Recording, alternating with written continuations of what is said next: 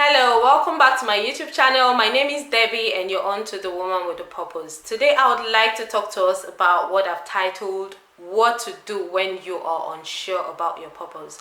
So if you're just joining me for the first time, please click the subscription button. Please like this video, leave your comments and share the word out there to others. The more you like my videos, the more you give other people the opportunity to watch them. So please don't hold back.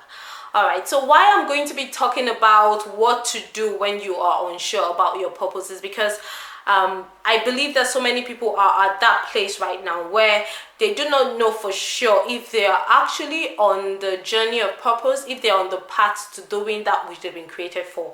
People get really confused. So I'm just going to share from my own experience and also from observations of the life of others that I've seen that are actually on a journey of purpose or are achieving their purpose right now. Okay, so first off, I'm just going to say for me, what really stands out when it comes to being sure about your purpose is what I'll call the conviction, and what others would say your gut feeling.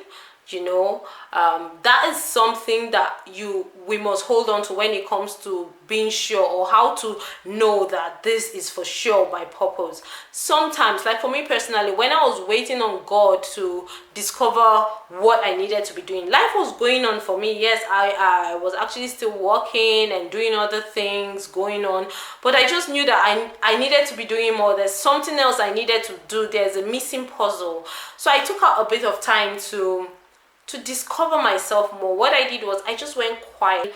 I had to be in a quiet place to just reach deep down, to hear. Sometimes our spirit, our soul is so noisy and there's so much distraction that we cannot really think properly, or we cannot really meditate or really think deep, basically. So I took off some time to really go and just search deep down and discover myself. And in the process of doing it, I thought about so many things that I really want to do, and I was praying about it. And while I was thinking about it, it just hit me. So the first thing was, when it came to me, when I got that conviction that I needed to be doing what I am doing right now. Like, first off, it started where I needed to be writing, I needed to blog, I needed to reach out to women. There's just so much. Okay, I'm just giving you a bit of what I discovered at the time. That was something I never wanted to do, to be out there. Yes, I want to reach out to people, but that was something I didn't want to be out there, like doing this video and all of that. And I didn't know the first thing about even doing it, so I brushed it off. But it kept coming back really strongly, and that's what I'm saying about the conviction and the gut feeling. And I just knew deep down, when I searched myself, I'm like, yes, I really need to do this. So for me, the first thing that made it clear to me that I need to be doing this is my conviction and the gut feeling. Secondly, I'm going to talk about perspective. A lot of people are unsure about their purpose because of the perspective they have about purpose. When you hear the word, okay, so what's your purpose in life, they just want to hear something really probably serious or big, or something trending, something in the spotlight, like maybe being a doctor, a preacher in the ministry, just something big or something serious. But whatever you've been called to do is your purpose, and is really important. Like being a homemaker, or what you call a housewife, is big, and it's someone's purpose. Someone has been called and made specifically to be that in their home, in their life, in their marriage, and all of that. There are people that have been called to do certain menial jobs. If you have been made to do that, that's your purpose, and it is really important. But people just have this perspective. That's why sometimes their purpose, or the things they need to be doing, is right under their nose, but they can't see it because they just have a mindset that it needs to be something big. So I'm just going to say this, that when it comes to purpose, as you journey on with regards to finding your path and living your purpose, you evolve and you metamorphose.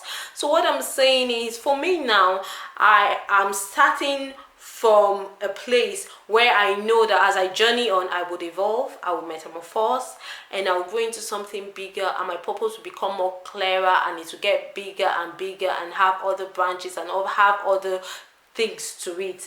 So when you see something small, just know, like a mustard seed, it can grow into something big. Don't overlook anything.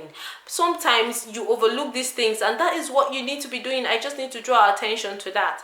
And I'm also going to say, when it comes to our purpose, there's a purpose in every purpose. What I mean is, in life we've been called, generally everyone, irrespective of what you're doing or irrespective of what you've been called to do, there's something we all need to do while we pursue our purpose, and that is to impact our lives, to impact the life of other people, and to impact the world at large.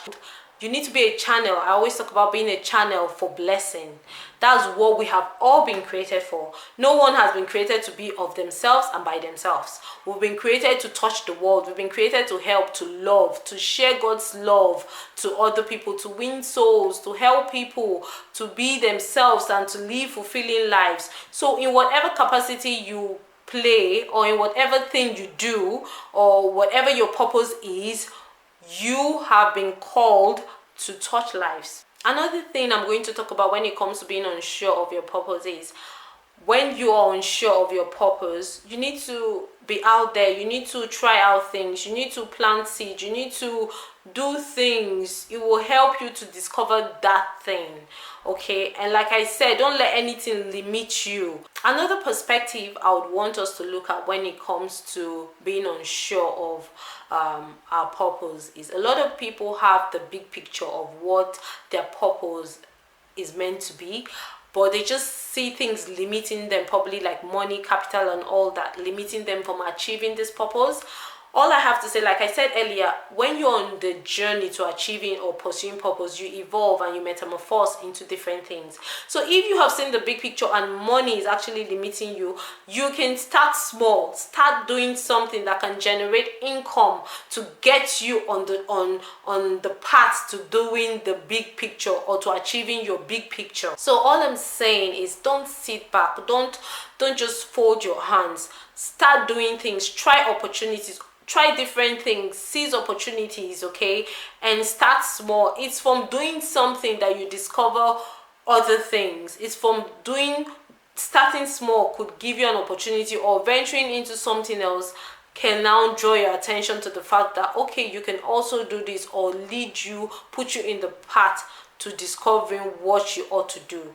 Don't sit back. So I'm just going to say, before I conclude this video, that I've mentioned your gut feeling, that conviction that helps you to know. And I just want to point out that sometimes, or to re-emphasize that sometimes, when you start out doing something, some people start out doing something and they are like, I'm not good at this thing, so they stop. No, you don't need to do that. You need to fight. You need to try. You need to try harder. Most times we see difficult situations and we run away from them. No. That is where your gut feeling or the conviction I've talked about comes into play. If you're sure deep down you need to do that thing, it doesn't matter how many times you fail at that thing, don't quit. It doesn't matter what's limiting you, keep pushing. Don't give up, or don't quit on it, or don't feel like, oh, because I don't know how to do this thing, or I'm not happy doing it, or I'm not comfortable doing it. It takes time. It takes time to get conversant or to get more knowledgeable, and just try to get yourself more knowledgeable in the thing that you have a strong conviction that you need to do. Don't hold back. Don't just sit there without doing something. Do something. Plant seeds. Try out so many things, and in the place of trying out these things, something will click. You will get that conviction. If you're telling me, but I don't have a conviction that I need to be doing anything, keep doing things. Keep trying out things. Okay, and sometimes give it time. Sometimes you need to give that thing time. Don't just start something today and you're like, oh no, I'm closing in on this one, and you're just jumping left and right, trying out things just like that. Give whatever you're doing time and see that, okay, I'm making progress or I'm not making progress. And if you get the conviction, then stay on it. Okay, please.